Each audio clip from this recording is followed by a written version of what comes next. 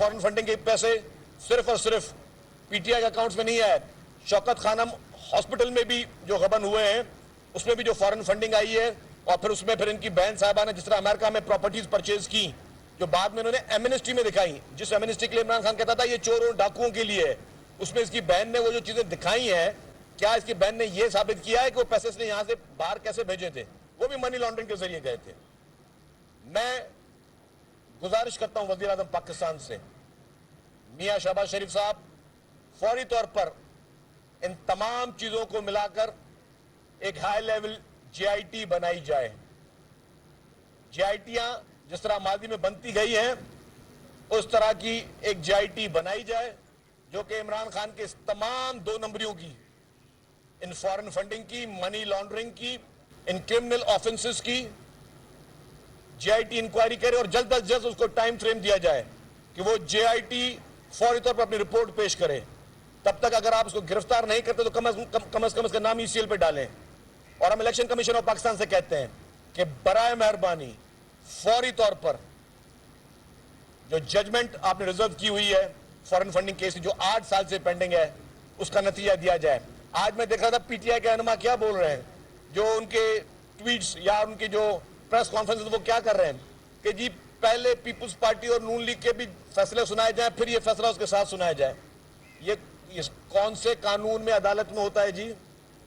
कल को फिर हम भी खड़े हो जाए सुप्रीम कोर्ट में, आज अगर मेरा कोई केस लगा हुआ सुप्रीम कोर्ट में, मैं कहूं जी जो पहले वो 8 साल पुराना केस पेंडिंग है पहले वो सुनाए। ट्वीट्स या उनकी जो प्रेस कॉन्फ्रेंस वो क्या कर रहे हैं कि जी पहले पीपुल्स पार्टी और नून लीग के भी फैसले सुनाए जाए, फिर ये फैसला उसके साथ सुनाया जाए। ये कौन से कानून में अदालत है?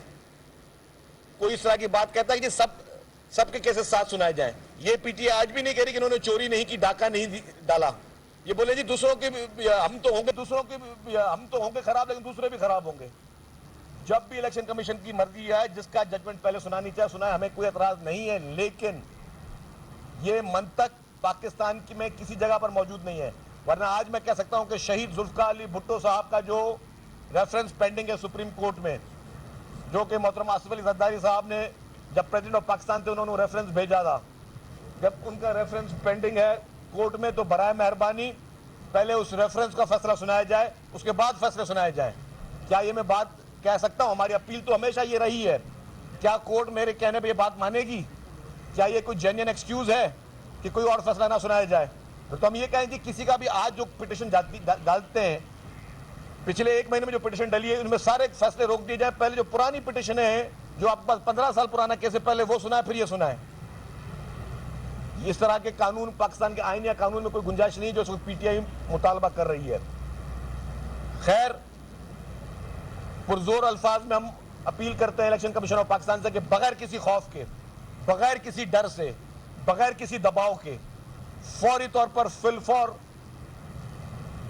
फॉरेन फंडिंग केस का फैसला सुनाया जाए, ताकि जो बहरूपियों के मुंह पे नकाब है वो उतरे, लोगों को पता चले कि इन डाकुओं ने ना सिर्फ पाकिस्तान के अवाम के साथ क्या किया है, लेकिन बाहर मुल्क में जो हमारे एक्सपेक्टेड पाकिस्तानीज हैं उनके साथ क्या धोखेबाजियां की हैं इन्होंने।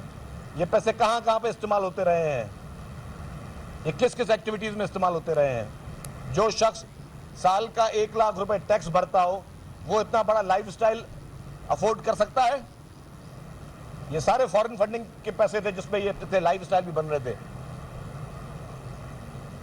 हमारे पास 15 ग्रेड का जो ऑफिसर है उसका साल का इनकम टैक्स लाख रुपए होता है, वो इतना शाहाना जिंदगी लाख रुपए के टैक्स पे गुजार रहा था।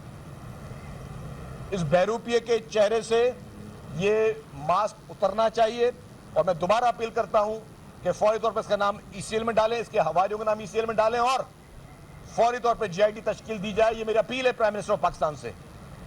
और जेआईटी ने जिस तरह पहले मुख्तलिफ केसेस में अपनी कार्रवाइयां की हैं उसी तरीके की कार्रवाई की जाए। डेली की बेसिस पे इसकी जेआईटी इसके साथ इन्वेस्टिगेशन करे, पूरी रिपोर्ट का ऑडिट होना चाहिए। क्या हमारे मुल्क में इसराइल और भारत के पैसे से अब सियासत होगी? डूब मरने का मुकाम है जैसे लोगों पर, शख्सों पे। अकबर एस बाबर साहब की अपनी रिपोर्ट जमा हो चुकी है ईसीपी में कि इसराइल और भारत फंडिंग करते रहे इमरान खान को और पीटीआई को। अगर क्या ये किसी और जमात के अकाउंट में इसराइल और भारत से पैसे आते तो उस वक्त क्या असर होता। इसीलिए हम कहते हैं इस मुल्क में लाडला इज्म का फौरी तौर पर खात्मा होना चाहिए। लाडला इज्म हमें किसी भी सूरत में कबूल नहीं है। यह नहीं हो सकता इस मुल्क में कि एक जमात के लिए एक कानून हो और दूसरी जमात के लिए दूसरा कानून हो। यह नाइंसाफी मुकम्मल तौर पर बंद होनी चाहिए। ये बता दें कि आप ईसीएल की बात कर रहे हैं, जेआईटी बनाने की बात कर रहे हैं, लेकिन जरा इस तरफ भी नजर दौड़ाएं जो एक फ्रेंडली बेंच बना हुआ है चीफ जस्टिस की सरबराही में, जो आपकी हर चीज को बिल्डोज कर रहा है।